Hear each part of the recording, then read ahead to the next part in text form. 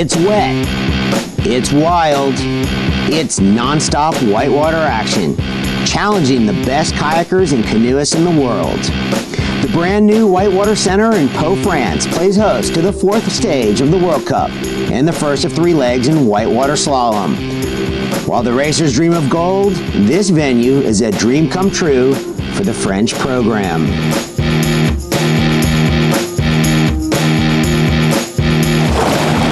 Le projet du stade d'eau vive de Pau, c'est un peu un rêve de kayakiste au départ. It's kind of a dream of the kayakers at first. It's the Estanguet family, Patrice and Tony, who were the genesis of this story. The Stadium of Running Waters in Pau. It's a story which has been more than 10 years in the making, a project that's become reality in the last 2 years and was delivered before last year's Olympic Games. Le bassin a été livré à quelques mois avant les Jeux. Donc aujourd'hui, on est sur la première étape de la Coupe du monde de canoë kayak. Our objective on this stage for France was to have 25 or 30 nations, and we have 31 nations present at this World Cup. Thus, it's an objective filled for us, and we're happy of this number, and that represents 190 competitors. C'est vrai que c'est un projet qui est né il y a une dizaine d'années à peu près. About 10 years ago when my brother Patrice came back from the Olympics in Atlanta with a medal. And here we are, step by step, we begin to dream about the Stadium of Running Waters in Pau. It's true that my first Olympic title in Sydney allowed us to speak about it to the elected officials and cross into a second stage. And I think my second title in Athens pushed the nail and allowed us to really focus the dream. It's true that with my brother we were able to get involved on the inside, and we imagined an artificial river with engineers and architects that we made a success. I can say that it's really pleasant to see the best of the best here, and I can say to you that it is a dream which comes true for our city and for France. It's magnificent to see this level here. A full field for the C2, led by the reigning Olympic champions from Slovakia, the Hawkshorners. But first, we'll be looking at Kuchera and Batik, also their countrymen from Slovakia, a new and developing team. And here in the C2, the paddlers are kneeling on two knees using one-bladed paddles. They don't want to touch the poles, otherwise they'll be penalized. They have a 2-second penalty there added to their time, but they are the early leaders. The French have an amazing tradition of doubles canoe right here with Troquinet and Vaumont. A very tall, upright paddling style, hitting lots of strokes together, using the water as they make their way through the red gates, the upstream gates, right there, jumping into the eddy, and now they're going to make the crossing on the hole just behind.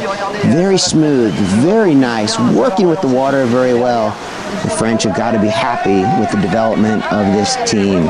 Delighting the French crowd, big cheers on their way to the finish line. Emerging out of the froth is the British team of Ballion-Stott as they make their way to the up on the right-hand side of the course. Two former kayakers working together as one. Nice, technical, soft style, quiet boat, using the water well. Two bodies up and through that upstream gate on their way to the finish line.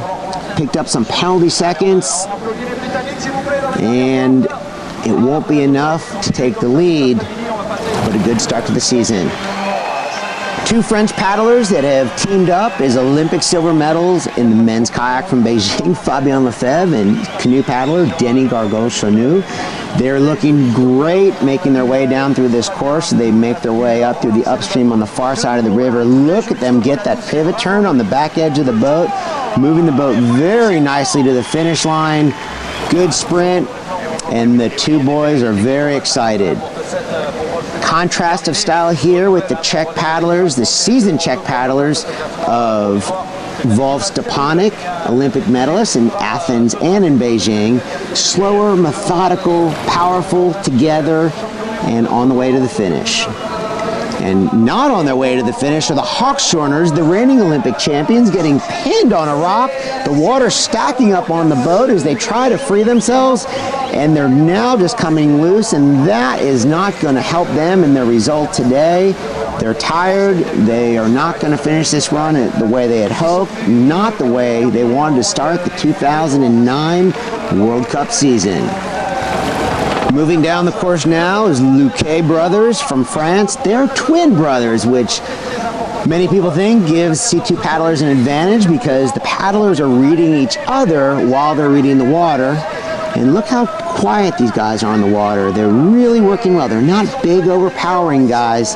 They really have this idea of working together. They spin around the green poles to move them downstream on their way over to the red upstream gates, and now on to the finish line in front of the French crowd. Nice synchronization for the bouquets. Florence and Hounslow from Great Britain. What a story this is. Florence in the bow, coming off an Olympic medal performance in the singles canoe in Beijing. Now has openly said he wants 2 Olympic medals in London, 1 in the C1 and 1 in the C2. And that's what he's doing right now with Richard Hounslow in the stern or the back of the boat. So if Slovakia is going to make the podium today, it comes down to the Skantar brothers, who it's not so easy paddling in the shadows of the Hawkshoners, the reigning Olympic champions, and their fellow countrymen. But these guys look good. They look quick. They look together, and they're high into the gates, and they're sprinting. And has it been enough for gold? Yes, it is enough for gold. Skantar win this first World Cup race, followed closely by the French, and the Great Britons were third. A strong field at the women's final here at the World Cup in Po. We'll be keeping our eyes on number 1 seed Yana Dukatova, but leading us off is experienced veteran from France, Mathilde Pichery. So disappointed not to make the Olympics in Beijing. Picking up a 2-second penalty here. On her way to the finish, that's not going to slow her down. She's had a great run, and you can tell she's happy about it. At the top of the course from the Czech Republic, Katarina Kudiova. Coming through the middle of the course, bringing the boat into the up on the near side of the river, being patient, being deliberate, keeping a calm boat, working her way up through the far side upstream gate on her way to the finish.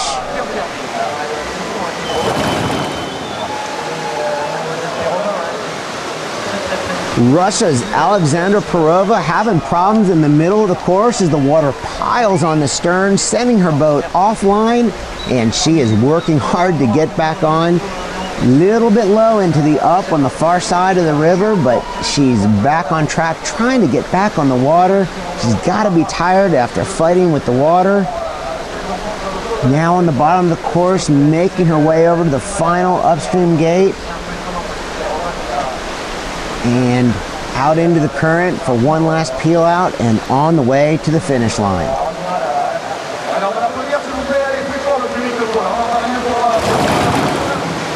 From Germany, Jazmin Schoenberg. A very tall paddler, is getting good reach on the boat, good balance, jumping into the eddy on the near side. Nice edge on the boat that lifts the boat and around on the backwash of the hull. Coming up through the up on the far side of the river. Way to use the current. Good sprint to the finish. Good paddling by Jazmin.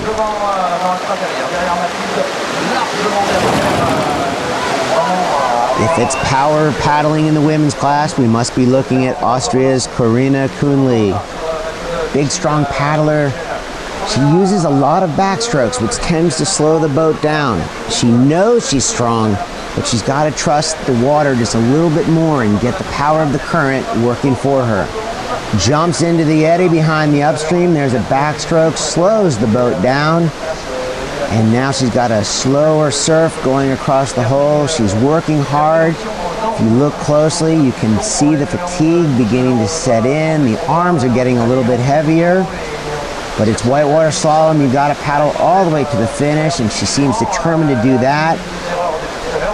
Turn this run on the course at Po into a good learning experience.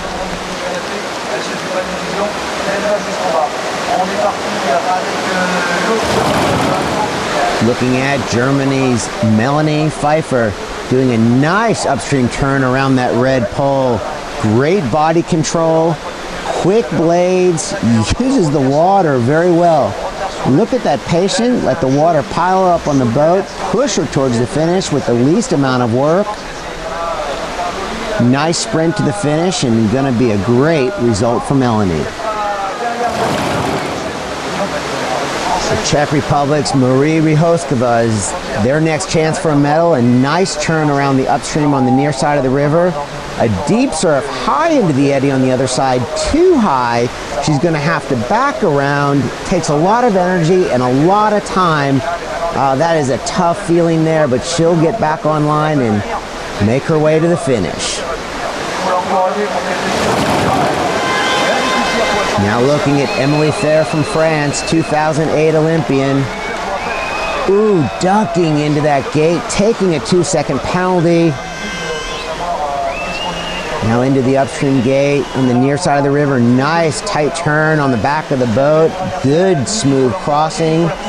And Emily has 3 penalties so far, totaling 6 seconds. Not what she was looking for in front of the hometown crowd. Now we're looking at the #1 seed of this race, Jana Dukatova from the Slovak Republic. She's the perfect combination of power, grace, and technique. Look at her use that water. The paddle is so responsive to each one of her strokes. Good control, has a great game plan, very patient, great paddling by Jana. Lost a little bit of time here in the bottom of the course, but a good start to the season for her anyway. And on the final scoreboard, it's France. Mathilde Pichery hanging on for the gold. Germany's Melanie Pfeiffer takes silver, and Jana Dukatova from Slovakia takes bronze. It was almost different between the semifinal and the final. During the semifinal, I was fighting against myself for the whole race, and I finished in 10th position, and I was the last to qualify for the final. And for the final, I give it my all, and I've done one of my best runs on the venue. The course is very top level, very demanding, and the water is often changing. There's a lot of flow, a lot of water. It's strong from the beginning to the end. It's very hard to do a good run each time out. But it's a very fun course for training also. It's the first time that I win a World Cup. I've already done some podium performances, but only 3rd place. So here, winning in France, where all my family and my club is, it's so great. Canoe Kayak Slalom. The Canoe Kayak Slalom, a timed course, a wild water course, on a natural river course in most cases. Sometimes the artificial course was built for a specific use. It's a course with a number of gates and poles that give the trajectory that the designer has set the way he wants the competitors to go. This is the kind of race that's very technical, and the competitors should not touch the poles. They have to take the right way, in the right sense, and in the order that's dictated by the number of the gates. And that could have between 18 and 25 gates maximum. La difficulté n'est pas seulement liée au fait qu'on place des portes dans lesquelles il faut s'enfiler, disons, mais elle vient aussi du fait qu'il faut is not only when passing through the gates, but going from one gate to another one, and dealing with the waves and the water flow on the boat. It's a combination between the strength of the paddler and the strength of the flow. And the good competitor in slalom combines skillfully these two strengths in order to do the least amount of effort. Playing with the river, that is the key. Back to the whitewater action here at the World Cup in Po with the men's kayak class. And from Spain at the top of the course is Carlos Juan Marchi Santiago, a very light, strong, quick paddler. Look at that turnover of the paddle blade. In these kayaks, the men are seated with their feet in front of them, sit-up position, using a 2-bladed paddle. The same penalties still apply. 2-second penalty for touching the gate, a 50-second penalty for missing the gate altogether. Carlos on the sprint to the finish with a 2-second penalty. A good run in the final.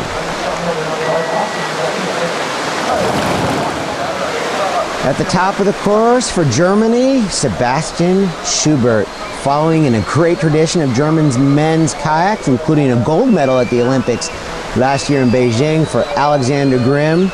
Sebastian, a good, powerful paddler, moving the boat very nicely, edges the boat very cool coming into that up on the near side of the river. A little bit of a mistake there, a backstroke, stop and go paddling, that's never easy. He's back in the current. He's going to try to power on down to the finish line, a good sprint to close out his day. We're looking at one of the most exciting kayaks in the world, Fabien Lefebvre of France, silver medalist from the Olympic Games in Beijing. Jumping into that upstream on the near side, has great body control, leans back, takes a 2-second penalty there. But this is his home course. He knows how to push this boat on this course. Good sprint to the finish, trying to win 2 medals in this World Cup here in Po today. Slovenia's Dejan Král at the top of the course, very experienced veteran. Whitewater slalom does well for people with experience. It allows them to apply their years of knowledge in racing to the course. Remember, they're trying to tap into the energy of the river, not just their own energy, and Král is doing that right now as he moves to the finish.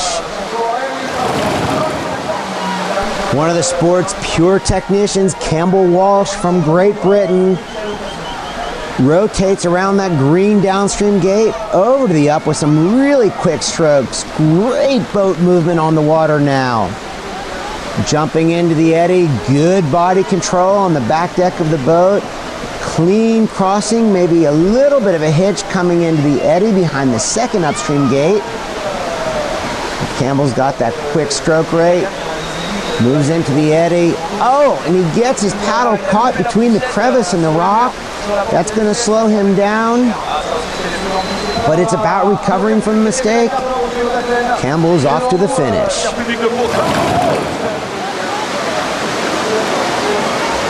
America's only contestant in the men's kayak final, Scott Mann, working his way down the course in Po, doing a great job of keeping his kayak in the middle of that fast current, crashing through the waves, keeping his body weight forward so he moves through the curling waves that has given many of these competitors a tough time on the course today.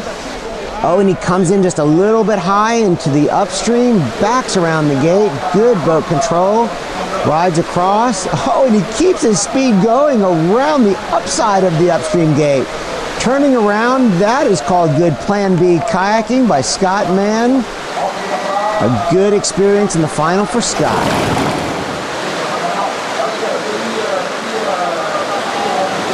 Italy's newly crowned European champion, Daniel Momenti, is on the course. He is the most powerful men's kayak in the field.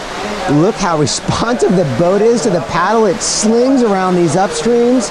He's moving extremely well, a little bit low into that gate. A few extra upstream strokes is going to cost him, but that is fighting the river, and boy, nobody does it like Daniel does. Nobody brings more depth to the men's kayak field than the French team, and Boris Nouveau is proof of that. A new paddler, just fresh off a silver medal at the European Championships in Nottingham, England. Great style, very tall and very upright, but very good balance as he leans on the back deck of the boat around that upstream gate, jumping into the upstream on the near side. Great boat control, good balance. Makes the sport look easy. Nice paddling by Boris, moving the boat through the water. French fans are cheering him on. Excellent result. Perhaps the best all-around kayaker in the world today, Slovenia's Peter Kauser, has great strength, has great balance, and has amazing technique. Takes a 2-second penalty there. He's going to try to hang on and straighten things out for a shot at the podium. Great sprint to the finish. Will it be enough? Yes, Peter Kauser takes the gold medal at this World Cup in Po, followed by Boris Nouveau with the silver and Fabien Lefebvre for the bronze. It was really fun. It was nice race, nice area, nice course. I really enjoyed all the sessions here before the race and the race, so it was perfect. The course itself, it's quite difficult because the water is really fast, and you have to be able how to control the boat when it goes really fast. and I managed that today, and I'm really happy about it. Back to the action, singles canoe in the World Cup from Po, and make no mistake, the French fans have come to see their double Olympic champion, Tony Estanguet. But first, we're getting a look at Sideris Tisadis from Germany. And in the singles canoe, the men are kneeling on 2 knees and using a one-bladed paddle to propel that canoe through the water. Jumping into the eddy on the left side, popping out and across the hole. Same penalties, 2 seconds for touching a gate, 50 seconds for missing a gate. And Tisadis is through to the finish. Francis Denis Gogo Canoe, going for his 2nd medal of the day, has already racked up 1 in the C2 class with Fabien Lefebvre. A little bit low in that upstream. Back on the track now, he's using that reach, getting that paddle way out in front of him, pushing off a couple of the rocks on the side of the shore to get that extra boost of energy. Good paddling by the young French C1er in front of an enthusiastic hometown crowd. Spain's Jordi Domenjo trains in the nearby 1992 Olympic course in La Seu d'Urgell, Spain, the site of the Olympic race in 1992. Good compact style, good race experience today.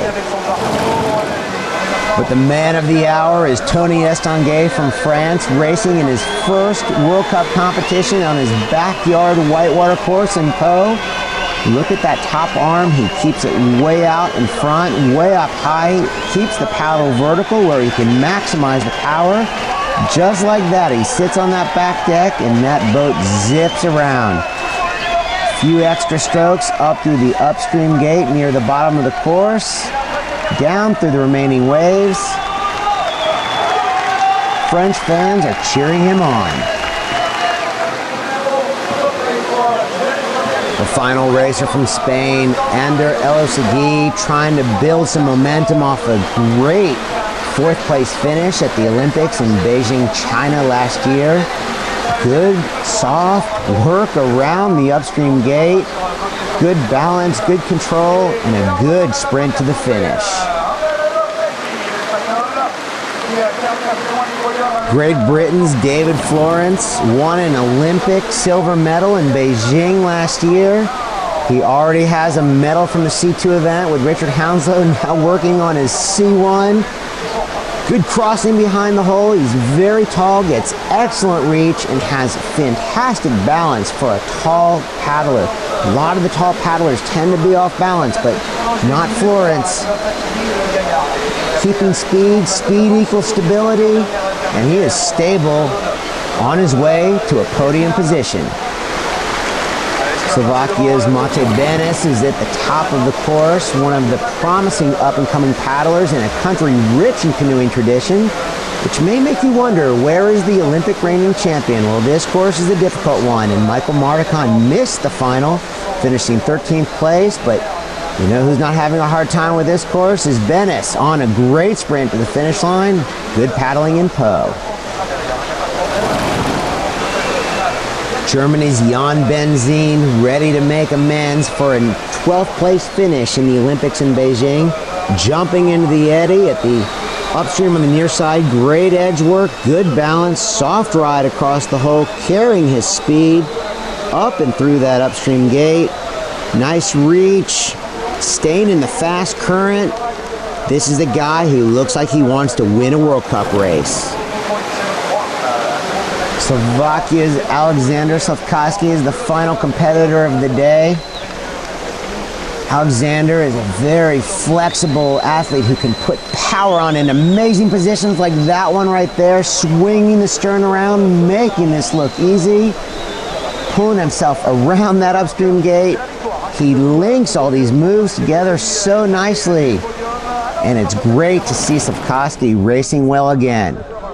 The final results: Germany's Jan Benzin takes the gold medal, Alexander Slavkovsky from Slovakia the silver, and Great Britain's David Florence takes another medal, the bronze, here in the singles canoe competition.